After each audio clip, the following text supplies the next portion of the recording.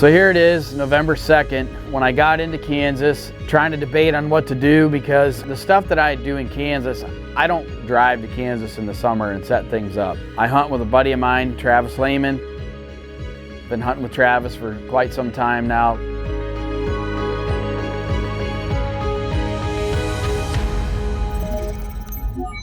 You know, I'm not hunting a particular deer. Travis just gives me spots that I can go hunt on and I just go do my thing. Knowing what this time of year is, what these bucks should be doing, looking for does. I've got an idea on a thicket that we had trimmed a tree out like 2-3 years before. These bucks can be cruising this very corner edge before they go into the thicket and they can smell anything that's in there. I want to catch these bucks coming back in, using the wind to their advantage to scent check this bedding area for does. I can still keep my wind good. I know this tactic should work. What deer are in there at this time, I have no clue. But we're gonna go in the morning, we're gonna hang and hunt, and we're gonna try to pull it off. They're big cedar trees, and we'd actually trimmed holes in them where you climb up the limbs of the cedar and you get up in them.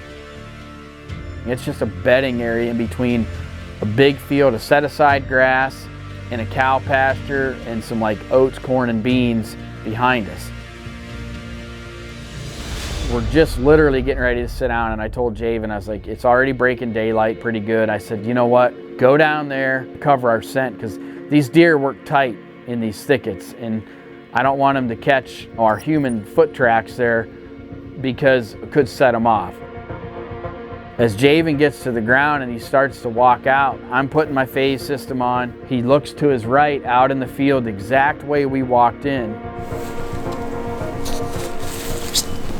Buck out in the field. All of a sudden the deer starts running the doe and he's like, oh my gosh, it is a big buck. Oh, they're going on the other side.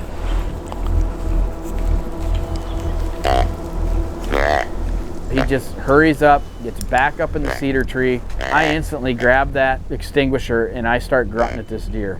And he stops and he's looking around and I can see the hair on his back stand up. Kept grunting at him a little bit, trying to make him make a decision. But of course, he sticks with her and he's starting to follow her across the creek.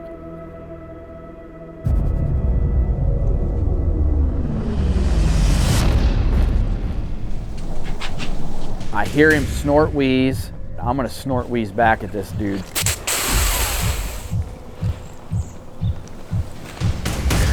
All of a sudden the deer turns. The way it looked, they weren't coming my direction. And she was gonna run deep into the thicket.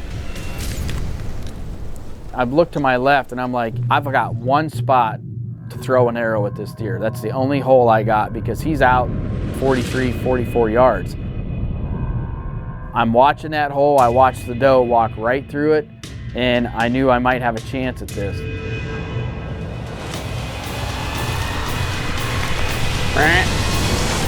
Yes. Oh, I smoked him, dude! Oh my gosh! Javen? Oh my gosh! Oh my gosh! Dude, I had my 30 pin. And I raised it because I'm like, we hadn't even got to range this yet. We just hung these stands and we just shot a pig. One thing I was gonna tell you that we didn't show because we just didn't have time. And I didn't want to fake anything. But when we were at the base of the tree, before climbing up, we used the phase. I carried the lotion also because the lotion like seals you up. When I'm out here in this country like this and the wind's beating you to death all the time, your skin starts cracking big time. Your skin dander falls off, whether it's in your clothes, everywhere. That stuff falls out. Deer can smell that. You don't think they can, but they can.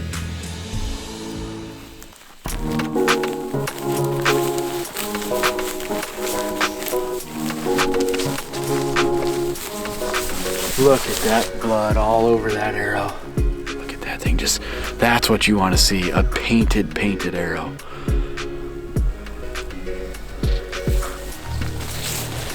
There's a whole pile of it.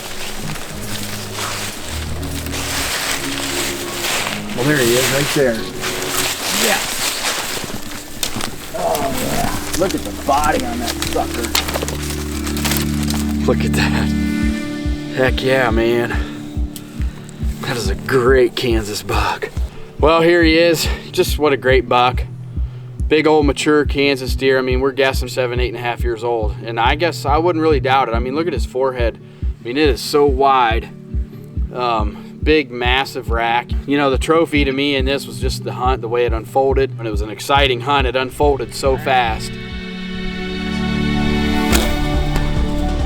Oh my gosh!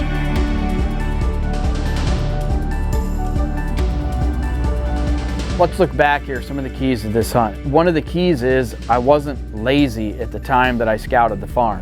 I made my moves. I did what I needed to do at the time, and I was prepared.